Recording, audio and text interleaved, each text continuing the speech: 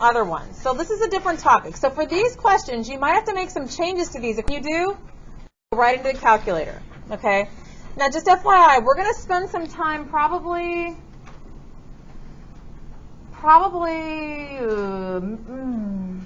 definitely on Thursday, but probably sooner than that. We're going to spend some time with intercept form, and you may just have to practice that. But in this case, in standard form, not in slope, for me to be able to stick it in my calculator.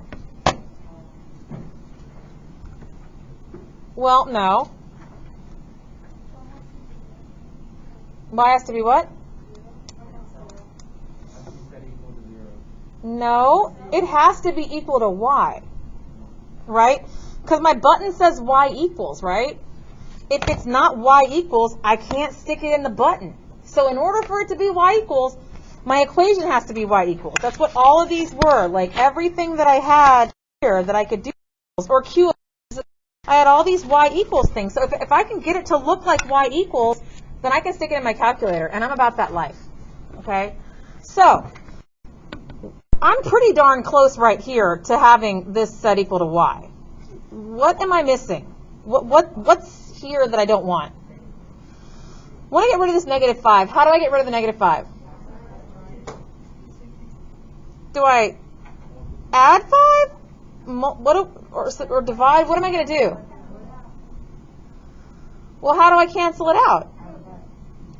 Well, if I add 5 to both sides, then it's going to be negative 5y plus 5 equals negative 6 plus 20, because 5 and 5y are not like terms. Why would I divide it, Annika? Because you're 100% right, that's what I do. Yeah, because the negative 5y means negative 5 times y. To undo multiplying, I divide. So I need to divide this by negative 5, and this by negative 5, and this by negative 5. Everything gets divided by negative 5. Okay, when I do that, the negatives and the 5 cancel away, leaving me y equals. Over here, the negatives cancel away, leaving me 6/5 x. 15 divided by 5 is negative 3.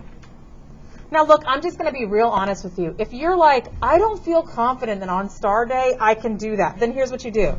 Literally put this in your calculator.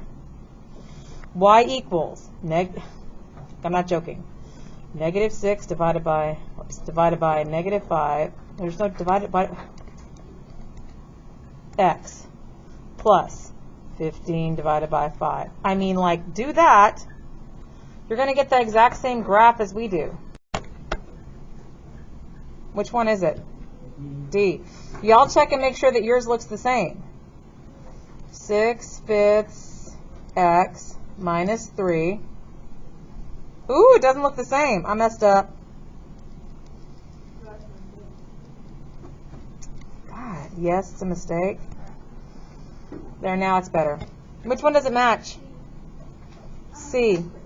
But were there two that I could have eliminated with? A and B, because it's supposed to be positive. Maggie's not supposed to be going downhill. Okay. Number 23. What do I need to do on number 23 in order to be able to set this equal to 0? I mean, it's equal to y. Make it y equals by itself. Well, I could turn in the slope-intercept form. So yeah, you're right. I could totally turn, but I just need to get y by itself, right? So couldn't I just like subtract 2? Zero that out? I guess so, sure. When she gets back. On this one, if I added 2 to both sides, it zeroes out. Here, if I subtract 2,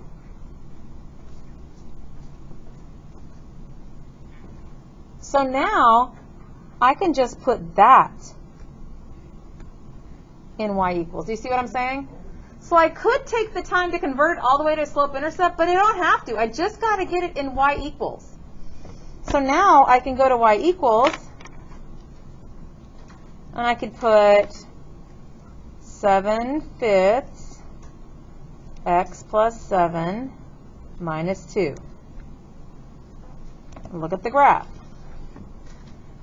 Now, when I eliminate something, I kind of like to say what's wrong with it. So like this one's too high. Do you guys agree about it, that it's too high? Yeah, let's look at the next one. This one is 7/5 7 plus 2. That's too low. Let's look at this one. This one is, oh, really switching it up now. 5/7 x plus 7 minus 2. Too high. Now I know it's D, but I'm gonna prove it to myself by actually looking at it.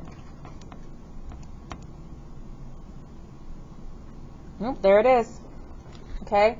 So I didn't even have to go all the way into slope-intercept form. If I can just get y by itself, like legit, like don't just like do some, it has to be like legit math.